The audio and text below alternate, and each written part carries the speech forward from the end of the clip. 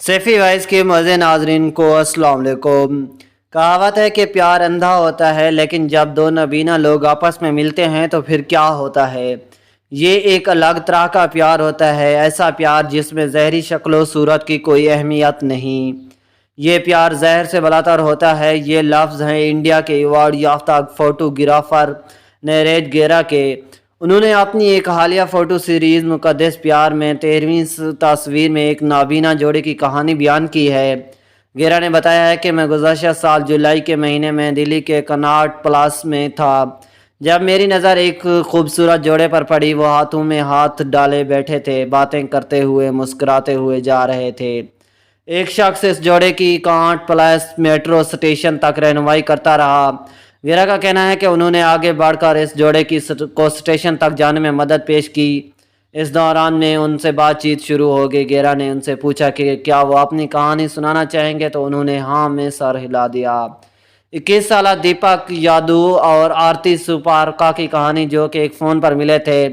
दीपक ने बताया कि उन्होंने स्मार्टफोन पर एक ऐप जो नबीना लोगों के लिए बनी है, उस ऐप से उन्हें आवाज़ की सूरत में फीडबैक मिलता है। दीपक ने बताया कि सन 2018 में जून के महीने में उनको नोटिफिकेशन में आरती का नाम दोस्ती के लिए तजवीज़ हुआ।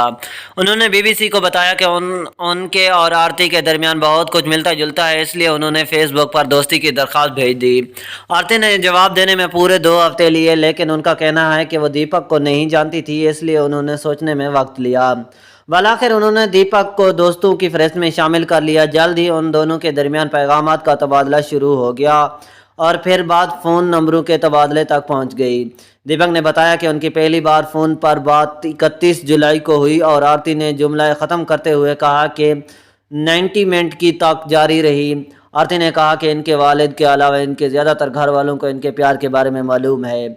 मैंने इनसे पूछा कि रिश्ते के बारे में, जब वो बीबीसी की रिपोर्ट देखेंगे तो फिर क्या होगा। दीपक का जवाब था कि मैं चाहता हूं कि ऐसा हो, जबकि आरती ने कहा कि जब वो मीडिया में इस रिश्ते की मुस्बत तस्वीर देखेंगे तो उनके लिए उसे कबूल करना आसान होगा। आरती और दीपक आजकल नौकरी की तलाश में हैं ताकि जल्द इकट्ठे ज़िंदगी शुरू कर सकें। आरती ने कहा कि जैसा ही हम में से किसी एक को नौकरी मिलेगी, हम मंगनी कर लेंगे, लेकिन कई बार डर लगता है कि कहीं शादी होने तक हम बूढ़े ना हो जाएं। सामीन, आज की यही थी छोटी वीडियो। उम्मीद करता हूँ ये वीडियो आपको पसंद आई होगी। अगर वीडियो पसंद आई हो तो चैनल को भी सब्सक्राइब करना। Thanks for watching.